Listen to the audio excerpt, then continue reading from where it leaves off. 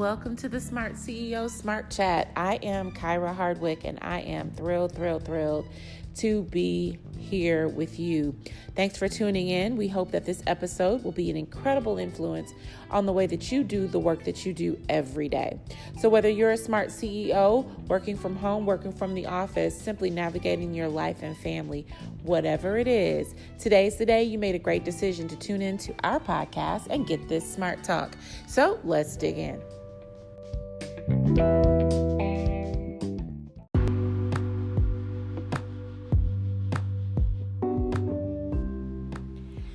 Welcome back to yet another episode of the Smart CEO podcast. I am today's host, Eleanor Curry, Program Manager for the Smart CEO Capacity Builder cohort. I am also the Senior Director of the Coaching and People Development Division at the Kyra Company. And today I have the pleasure of speaking with one of our cohort members, Eleanor Curry, and she is the founder of the Curry Law Firm. Welcome to the show. Thank you for having me. So let's just get right into it. I would love to know how you decided that you wanted to take more of an entrepreneurial journey versus taking more of a traditional path and being a part of a bigger practice. How did you decide you wanted to do your own thing? Honestly, I was a non-traditional law student. This is probably my third career. I started with an MBA, and then I went into administration, and then I went into sales. I was a commercial real estate broker. And so when I decided to go to law school, I really decided as a complement to my current career, which was commercial real estate. Because I thought I worked for a small brokerage, this will help me get bigger deals, qualify me for some of the juicier and more lucrative deals that I couldn't reach at the time. So that's why I went. But when I got into law school, I quickly realized that non-traditional law students, the way big firms are set up, would be starting at the bottom. I was used to making a certain amount. I had an established resume. However, I knew nothing. I knew nothing about law and how to actually practice it. If you want to get paid what you think you deserve and no one sees it, you may be the only person to see it, and you may have to jump into it and say, I see what you're worth and I will pay you XYZ, which is what I did. It was a function of necessity. I was a single mom, and starting a job at a law firm with a required 60 hours a week, making less than I was making as a part-time real estate agent, was just out of the picture. And I felt like my family deserved to see me because I went to law school at night. 4 years of night classes and weekend classes, and then studying for the bar. I had been completely in my own mind for years. So I wanted to make sure that I could have the work-life balance that I felt like I worked hard for.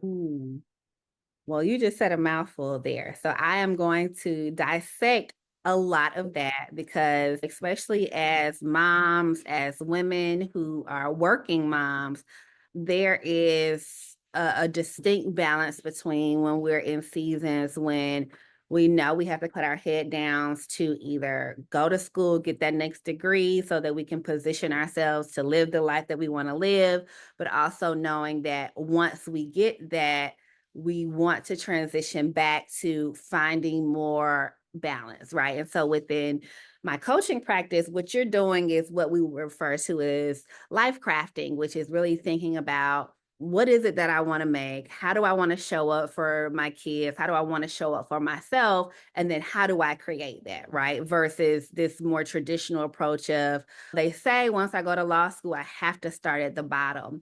And so when you were piecing these things together, how did you go about taking your law degree and then determining how you were going to build this business? What were the first steps that you took to determine how you were going to open the law practice, get your first client, but also do it in a way where you're able to create balance outside of work?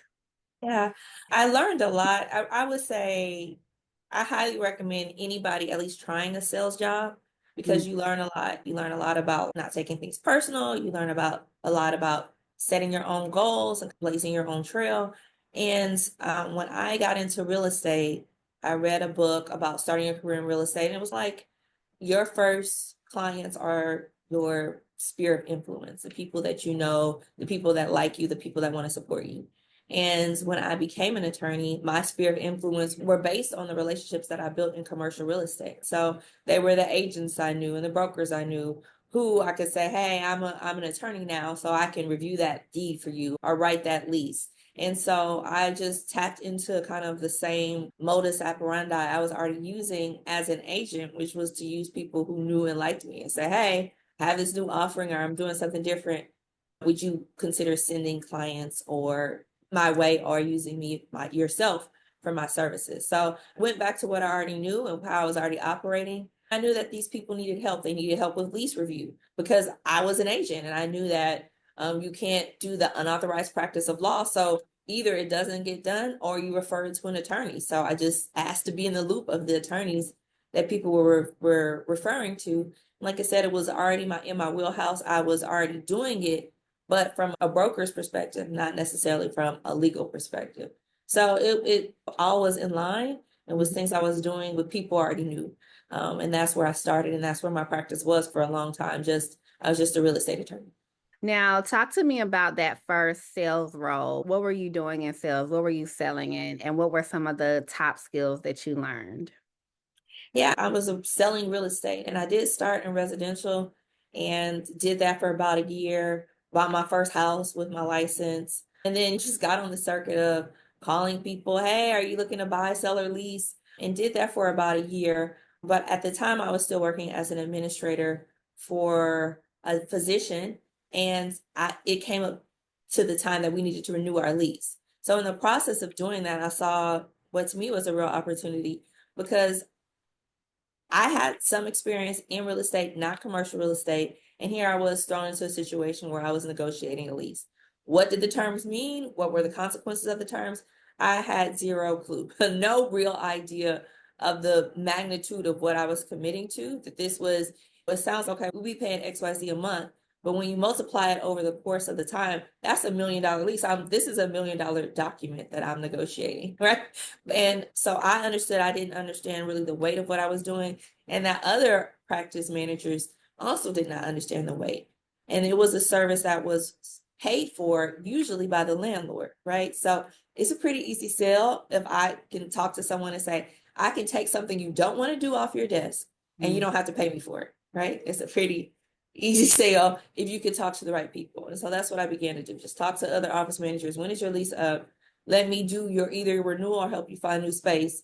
And they didn't want to do it, right? And at the time, especially, physicians are renowned for thinking they're very business savvy. Whether they are or are not is up in the air, but at least it was something that they didn't have to pay for and they probably did not want to do. And by that time, they may have understood the consequences, like, hey, they never clean up. My rent's going up every year and I don't understand why. I was able to provide some real value. And I would say one of the things I learned in sales is how to be not price-based, but value-based, how to explain what you're doing in a way that differentiates yourself from just, it costs this much. As a residential agent, you sign me up in a 6%. 6% for what? And I think a lot of agents and a lot of people in sales are experiencing that now because people are a little more savvy and their budgets are a little tighter. So they're not just going to sign off and say, okay, this is standard, you pay me that. No, I need to have a understanding of what you do and how what you do benefits me. Because if you check all the boxes on to-dos off the list and the client still doesn't see how it relates back to them and what they need, you're not doing yourself much good. So I think sales taught me a lot about how to put things in the perspective of the ultimate client instead of just me. Even as an attorney, my rate is $400 an hour. $400 an hour, that's high, right? I get that a lot. But then I say, okay, I do this or have this much experience or this is our win rate. That translates a different way than just cost. It becomes value. But you have to understand what the value is for them. You have to understand what their needs are, and you have to be able to connect those two things in order to have the output of value. So that was one of the most important things I learned in sales. And I think just a certain degree of not being afraid. Decide what your price is, be comfortable with your price, tell people your price. Not everybody, it won't work for everybody. If they say, no, that's too high, you have to be able to say, okay, have a good day, and have confidence that your client is coming your way. You can't just, whatever people are willing to pay, you're willing to do the work for. Yeah. Yeah, I think that is definitely something that at some point in my career I struggle with, but even with a lot of my clients when it comes to pricing their products or their services, especially, they always deal with, am I charging enough or am I charging too little? But it goes back to, like you said, are you putting in the value and the work and the experience and the connections and all the things that you've done versus just saying, oh, I'm just year two in this particular business? Think about the 20 years that you had in real estate or in this that's being packaged into this next phase when you're starting to create that value. So one of the things that you mentioned was that you started initially practicing just in real estate. Where has your practice evolved now? We moved to including entrepreneurs because it was a real source I saw from I have an entrepreneurial family, so maybe like a third generation entrepreneur, but I saw some of the challenges they commonly faced. And I thought that I could be a resource for them in a way that separated entrepreneurs from just using attorneys on their defense side. You get sued, you call an attorney. You have a problem, you can't get paid, you call an attorney. But very rarely, especially at the time, but even now, do entrepreneurs think about an attorney as a partner in getting things done offensively, or anticipating that there will be problems and not every contract is perfect. So that relationship with attorneys where they're only problem solvers and not part of the team on anticipating problems. Most of these problems aren't the biggest mystery in the world, right? You don't have a strong contract. At some point, someone will breach it. You do have a strong contract. At some point, someone will breach it. Statistics say most entrepreneurs will face that challenge at some point in their career or their business. It's almost a guarantee. Despite that fact, most people do not have a relationship with an attorney, right? In that relationship, if they do, it becomes bitter because the problem that they're associating with the attorney is bitter, right? I got sued and the attorney charged me $20,000. And so they have this lock in their brain that attorneys, A, are expensive, and B, they don't really understand, or they're resentful to the expense, as opposed to someone who's a part of your team who's helping you. I always tell people, we help you make money or save money, right? We help you make money because we're here thinking about strategies that will put you in position to take new opportunities, to sign new contracts, or we have our defense roll on where we're thinking about these are risks, how do we avoid them? But most people don't think of attorneys that way. So I thought by expanding to entrepreneurs, we could, one, already cover what I was doing because most real estate transactions we were doing were commercial, and those are entrepreneurs. They're just real estate entrepreneurs. So we expanded it out to entrepreneurs in general because I've started more than a few businesses in my life, and it just is a passion for me. So we extended it to that, and now we've become full service for what entrepreneurs need. So if they're in the startup stage, or if they're in growth stage, or even if they are in winding down their business, we have the services that we can provide to assist them in that process. So what is your formal specialty? Is that legal documents, or look, this is me not knowing anything about the opportunities that exist. No, we don't have a specialty other than me saying entrepreneurship is probably our specialty, right? Because they need all sorts of things. So we do document formation, and we do have different areas of practice, right? And people who are specialists in those areas. So we have a whole transactional practice where you can work with somebody on drafting a document, a non-compete, your employee document, even your training manual, right? So we have a transactional part. We have a transactional part for real estate where you can get real estate documents drafted, deeds of trust. And then we have trademarks, which is your intellectual property.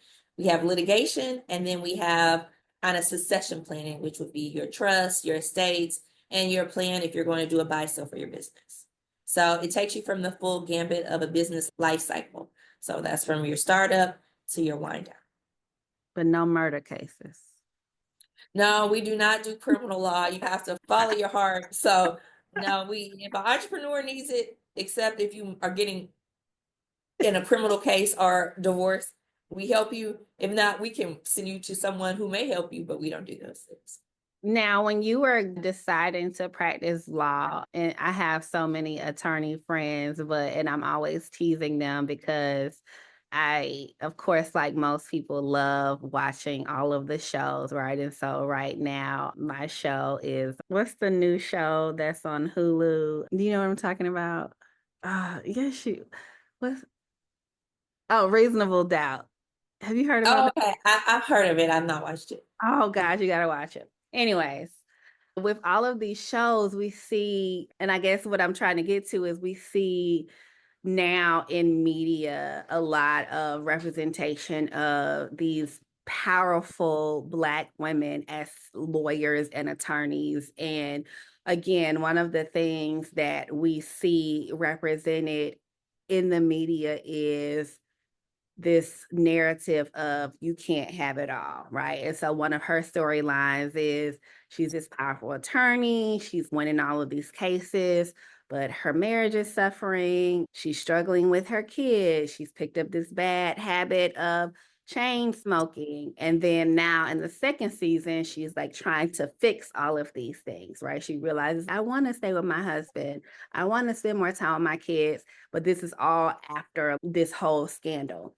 And so Okay. when you think about the narratives that are pushed around careers and thinking about the why behind representation. And the reason why I'm bringing this up, and I brought this up in a lot of other interviews, is because particularly in this program, one of the things that we constantly think about is like the whole CEO and kind of understanding how we're connected to our community, our purpose, but also just us as humans. What is your experience with that narrative? And do you feel like that's just TV, or do you think that it's something that you do have to actively work to combat? Oh, I don't think it's just TV. I think TV may make it a little more dramatic. And sometimes in life, it certainly can be very dramatic, but it's usually a lot of times the small things, the missed games, the do your homework by yourself, the I'm super tired at night, so don't bother me. Those things, albeit small, can add up to just an impression to our partners, to our kids, that we don't have time for them or that something else is important. And for us, a lot of times you feel like people get your drive that this is all for you. I'm not working this hard for myself. You should get it that I'm working hard and I'm taking on maybe more than I want to because I want to provide you with the standard of life. I want to be a provider or guide you or teach you, to be strong and teach you to work hard. And we miss some of the nuances of other lessons that are important to teach our kids, or even just sharing and becoming a bit more of an open book to why we do what we do. Because kids are people too, and they're smarter than I think we give them credit for. And they understand. They get frustrated. They get so understanding, hey, I'm just frustrated right now. Let's make a deal. You give me a break for 10 minutes and I'll give you a break. I promise not to yell at you if you promise to just do your work for 10 minutes and then I will come help you. And so a lot of times we forget the same way we negotiate and navigate our professional lives, we have to be as active as a participant in our personal lives, and not just what we want and what we think people should see from what our intentions are, but what we explain and what we make ourselves available to share with people about. And that includes kids too. My kids have a big age gap. And so I was able to learn a lot about my kids' emotional intelligence. And what now, when I say my daughter's 22, I'm like, you need to go to therapy. And that includes me. I'm not insulted. Go to therapy and work out whatever it is that maybe some miscommunication we had when you were 13 that has become implanted in you. And now even me explaining to you what I think, we can't get it worked out. So I think I don't think it's just a TV thing. I think TV is a reflection of common things that people experience, which is you're trying to be a hero and then you make these mistakes. And in retrospect, they can be easy to see. Oh, yeah, I probably shouldn't work 80 hours a week if I want to be considered a good mom. But it doesn't feel that way at the time. One, give yourself grace, give other people grace, and then be free with the people you love to be transparent. Say, I'm struggling with XYZ, and that's not your fault or your problem, but I do want to tell you and share, because even if you don't understand at this point. In 15 years, you may say, my mom told me she had this same problem, and they may feel a bit more prepared to deal with it because of your transparency. So I don't think that the TV, I think the struggle is real. I think trying to be the best at all times is hard. That's almost impossible. But I wouldn't say you can't have it all. I just think having it all probably doesn't look like it does in the fairy tale books. That's so true. Yeah, absolutely. So let's talk about your experience as one of our esteemed cohort members. We have these three pillars within the program: collaboration, bankability, and becoming supply chain ready. Were there any out of those three, anything that really stood out to you across the last 6 weeks that you really felt like hit home for you in terms of how you wanted to begin to scale your practice? I think becoming supply chain ready and challenging myself to not just look at the firm. Often when you think about growing, and this was one of the things we talked about, even if I didn't see it, I think in that particular lesson we were talking about buying other businesses. Now, I don't have a desire to buy another practice, but it talked about how some of those partnerships can just be alignments to your business. It doesn't necessarily have to be you want to buy another practice. It can be what businesses can you align or partner with in order to serve a different client and increase your bottom line.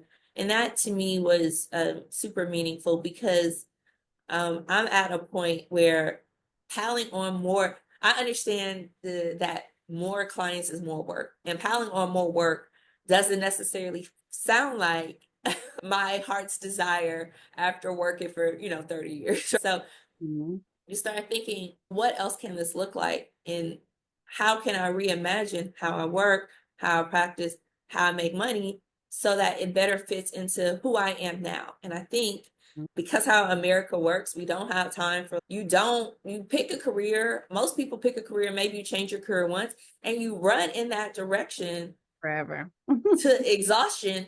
And you don't even really think about, do I even want to do this anymore? Do I like this? Is this still in line with who I am as a person, or the hours I want to put in, or the life that I want to live? And I had a cousin who worked for a big pharma company, and every 6 years they could take this 6 month sabbatical.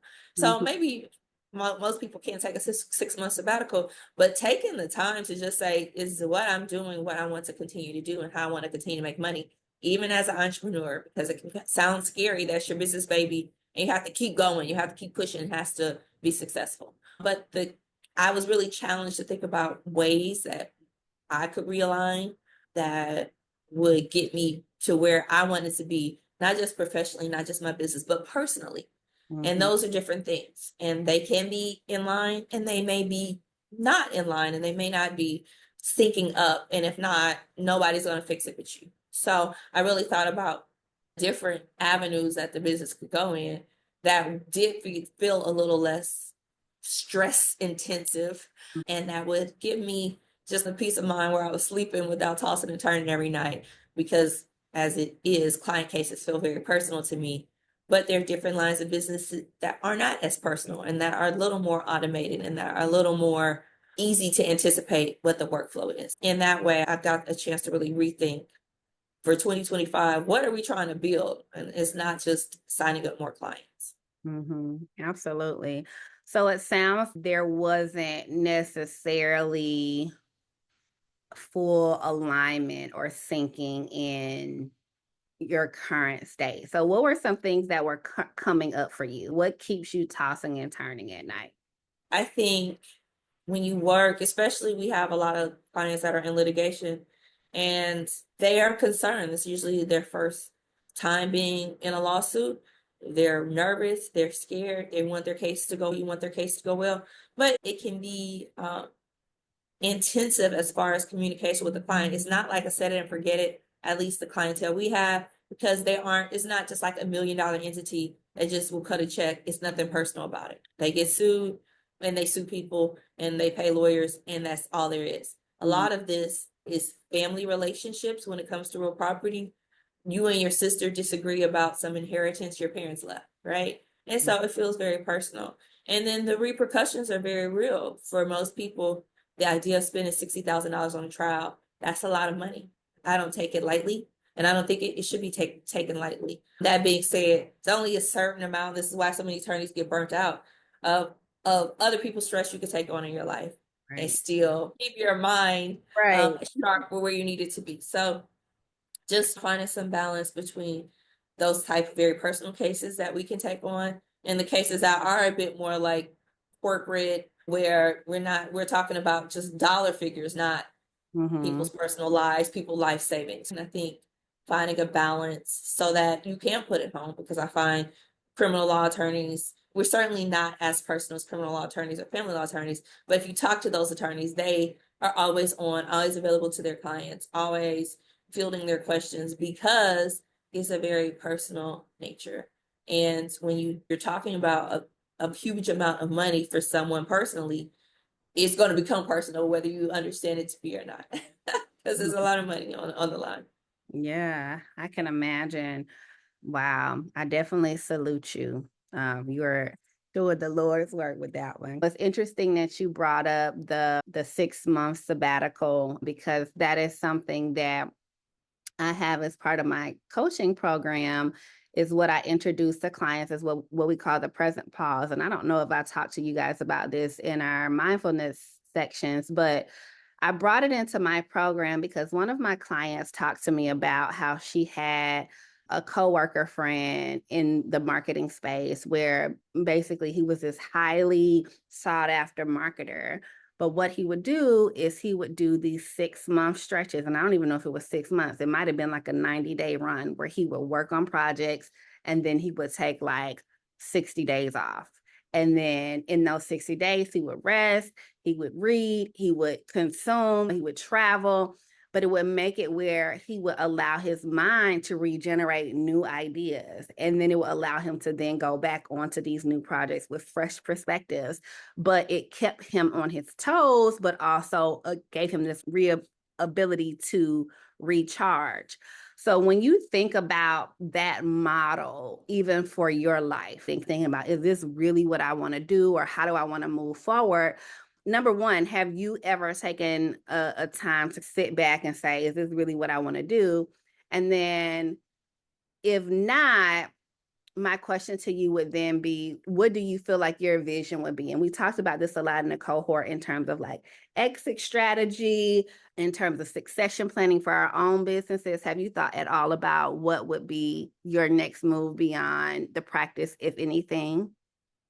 Yeah, I've never, other than I did take a long maternity leave when I had my son. Okay. And I refinanced my house, paid off all my bills, and I said, I'm going to take this time and just be a mom.